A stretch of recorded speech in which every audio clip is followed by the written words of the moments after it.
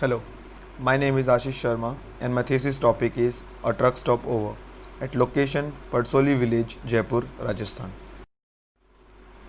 What is a truck stopover? What are the functions of a truck stopover? Where it will be located and why there is a need? India is a growing economy. According to the recent study, Indian economy is growing at a compound annual growth rate of 9.2%, which will hereby impact the key role players including the transport industries. This will lead to more load on the road transporters and the situation will worsen in the coming years. Parking of trucks on highway is one of the major concern a driver has. With no proper sleeping area and eating facility, they have to pull the vehicle aside the road and have to cook the food inside the vehicle itself, which is dangerous and illegal at the same time. The drivers play an important role in helping the economic growth of the nation.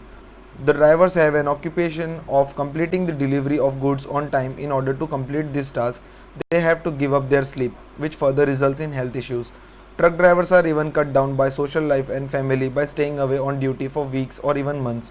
To overcome their social life and need of daily essential facilities on highway, a truck stop or truck stopover is a much needed thing. Problems faced by truck drivers.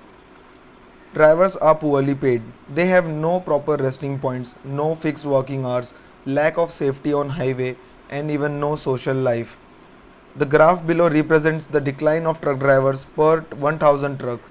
It is expected that only 480 drivers will be left for 1000 trucks in 2022. A majority of truck drivers drive for almost 12 hours a day without a break. A common proximate cause of fatigue among the drivers is partial sleep. Most of the drivers tend to sleep in the vehicle itself, hence, there is no proper sleeping cycle, which may lead to road accidents.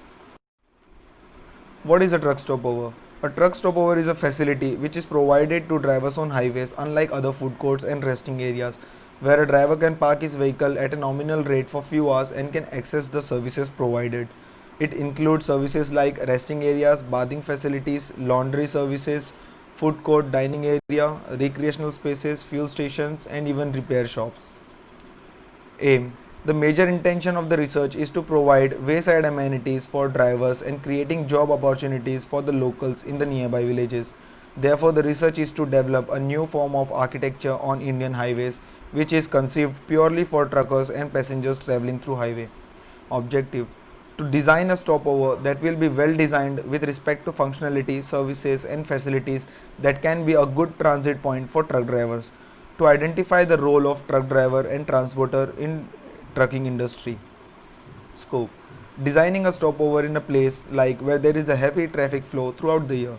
Stopover will be built where various aspects of services and facilities and ample parking space are taken care of. This kind of project will help to enhance the transport industry by drawing large masses, which will thereby add to the revenue of national GDP. There are private and government initiatives coming up. The first is the Agarwal Packers and Movers.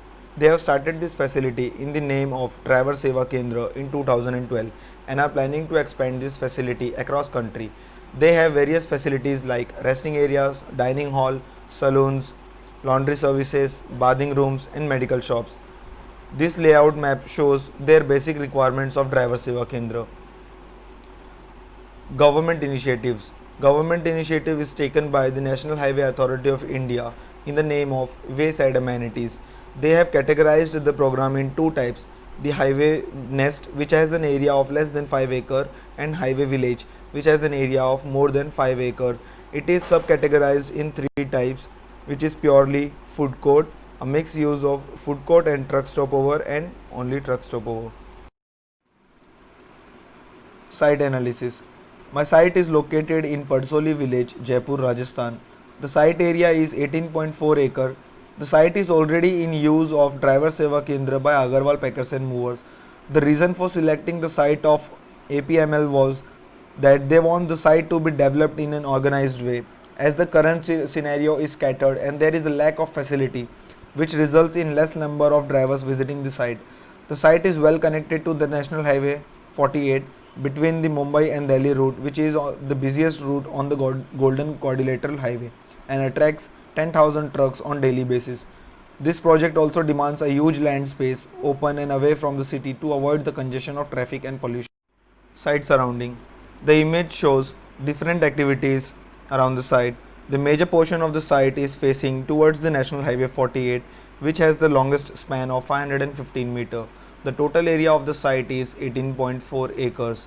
Climatic charts. The first image shows the average temperature of Jaipur, which is from 23 degree to 46 degrees Celsius. So passive cooling and shading methods are incorporated.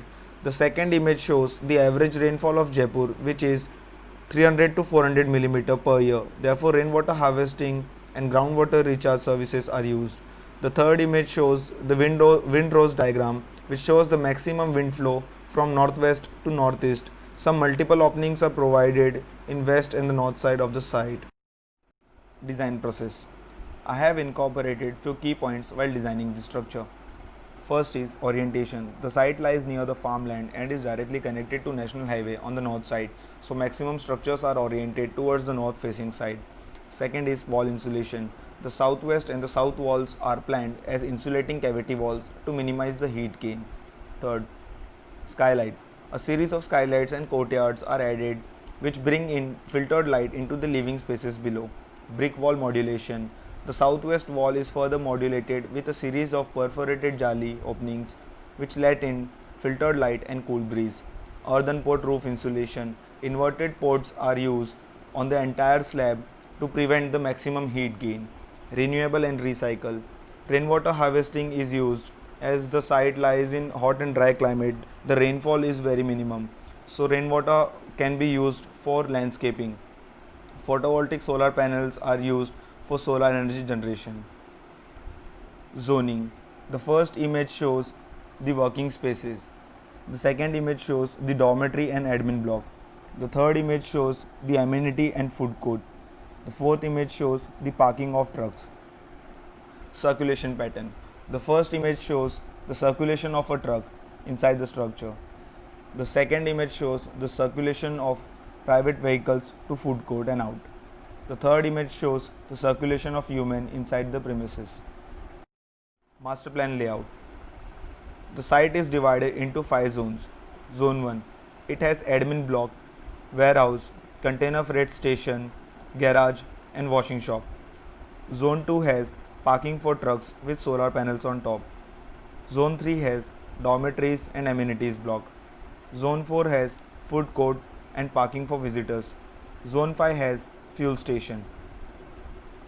The site has entries for trucks and visitors to food court. The red line indicates the movement of truck inside the campus. The blue line indicates the movement of visitors to food court.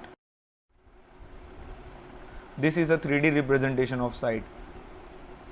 The first is the admin and warehouse, container storage, truck repair and washing area,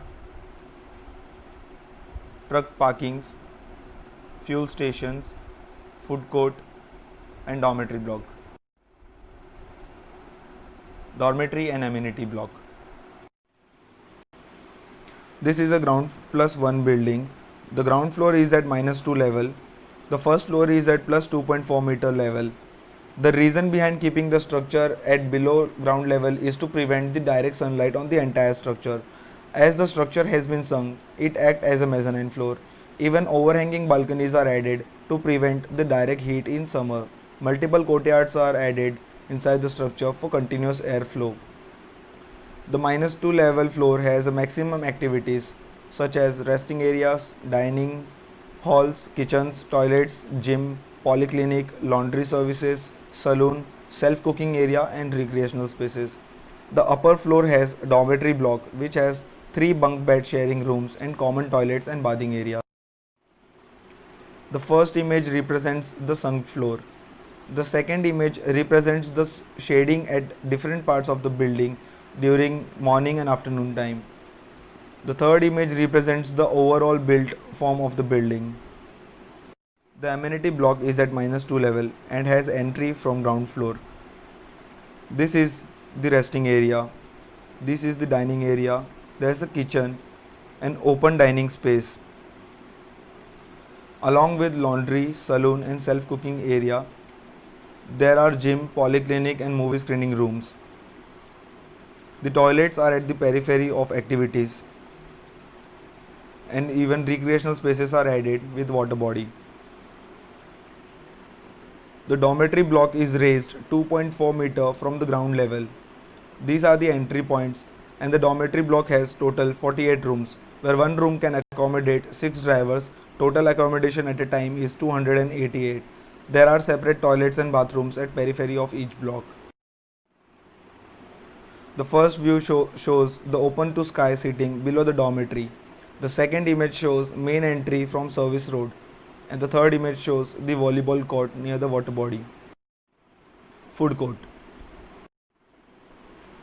This is a ground floor structure which has a parking in front at service road and separate service entry at the back side of the structure. Design process. I have taken 20 by 20 meter of square, tilted it to 45-degree angle and multiplied it by 5 times. I have cleared the internal spaces and completed the remaining spaces at edge, adding services at the corner of the form, and remaining space is left for circulation and seating. I have raised 3 walls at front side of the food court building so that visitors can have a good visibility of the structure from highway. And as the walls are tilted at 45-degree angle, it has a clear straight facade which can be further used for advertisements. This is the food court layout. The structure has 56 car parks, 3 buses and 24 motorcycle parking in front of the food court. There is a separate entry at the back side of food court for service vehicle and garbage collection. These two structures act as a local bazaar for villagers so that they can sell the native artifacts. These are the entry points. This is the seating and dining areas. There are total 10 small galas and 2 big kitchens.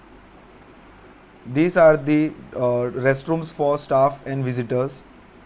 There is a separate entry for staff from the back side of the food court, and there is a lobby of 2.5 meter wide for service.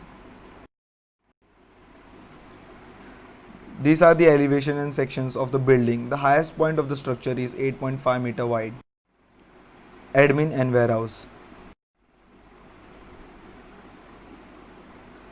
Admin block has 2 separate entries at reception area near truck entry point and another near cafeteria. The ground floor of admin block consists of reception and waiting, accounts department, director's cabin, conference room, BMS room, seminar hall and cafeteria, including the restrooms. The first floor of the admin block consists of staff rooms with recreational spaces, storeroom and bathroom and toilet facilities.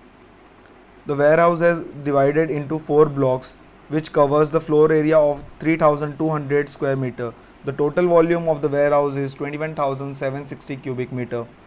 Inside the warehouse, the periphery of the room is left with 1.5 meter for circulation of goods.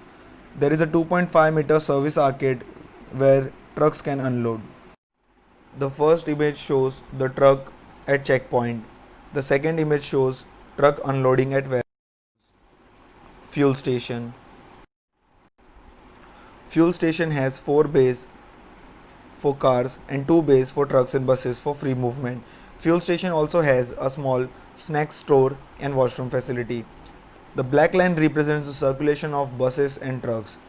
The blue line represents the circulation of cars and bikes. Garage and washing center. These structures are portable frame structures which can accommodate 3 trucks at a time. The width and the length of each frame is 20 meter by 13.5 meter and height of 6.5 meter. The structure has one office and storage space for equipment. ARD, scope of work, services, construction and sustainability. Services, solar energy calculation. This is the master plan layout of site which shows solar panels on the top of truck parking canopy and warehouse building. The solar panel used are photovoltaic panels. Total solar energy can be generated throughout the year is 12 lakh kilowatt. The image represents the panel size which is 1 meter by 1.65 meter. The single panel can generate 200 watts of energy per hour. 303 square meter of land is used for solar energy generation, so panels required will be 1820 panels. So 1820 panels multiplied by 200 watt gives 364 kilowatt hour energy. This chart represents the energy generation through solar panels by month, by day, and by year. Building services. This is the fire hydrant layout. The red one is the fire hydrant, orange is the overhead tank for fire water, and the red one dotted line is the fire hydrant water pipes. Water supply layout. The red dotted line indicates the water from village main line to UGT. The red circle represents the bore well at the site which is connected to UGT. The blue line indicates the water supply line from UGT to OHT. The orange ones are the overhead tanks. Septic tank and drainage layout. The red dotted lines are the drainage lines and the green one are the septic tanks. Water calculation. Total water requirement for site is 2,60,000 liters per day, and adding 15% for landscape and 25% for firefighting, the total water requirement goes up to 3,64,000 liters per day. Portal frames. Structure has a span of 13.5 meter and height of 6.5 meter. It has 2.5 meter brick wall at three sides of the structure. An I-section steel post ISMB 400 are inserted to take the load of castellated beam along with rafters. Detail at D is the strip section of wall, which shows the joinery detail of steel section with plinth. Detail at C represents the connection of steel post with concrete base through nut and bolt and holding plates. Truck parking canopy. This is a steel structure which has a span of 12 meter and a height of 5.5 meter. It has water channel to collect the rainwater through downtake pipe. Detail at C represents the connection of steel post with concrete base. Detail A shows the connection detail of base plate and angle plate. Detail B shows the connection of downtake pipe with water channel. The parking angles are at 45 degree. This is an axonometric view of parking canopy. Earthen pot roofing. Heat conduction through a material can be lowered in several ways by using insulating material such as paint tiles, or by increasing thickness, or by using air cavities. Earthen pot insulation system is one of them. Using earthen pots to keep roofs cool has been traditionally practiced. The process of construction of this kind of roof starts with laying down 4 to 5 mm of waterproofing layer. Then inverted earthen pots are placed on wet cement mortar. Then the void spaces between the pot is filled with mortar bed till the mid level and left for curing for a day. The next step is to complete the remaining spaces between the pots by laying down 20 mm of cement mortar bedding and finished it with China mosaic tiling. The cost of roof ranges from 150 to 160 rupees square feet including the material and labor. Permeable pavement. Permeable paving is a method of paving vehicle and pedestrian pathways to enable infiltration of storm water runoff. Permeable pavement surfaces. It typically include pervious concrete, porous asphalt, paving stones and interlocking pavers. Permeable pavers allow storm water to infiltrate into the underlying soil, promoting the pollutant treatment and groundwater recharge. These are some examples of porous pavements. First is permeable pavement, second is permeable concrete, third is grass pavers. The average cost of porous pavement ranges from 35 rupees to 700 rupees square feet. Thank you.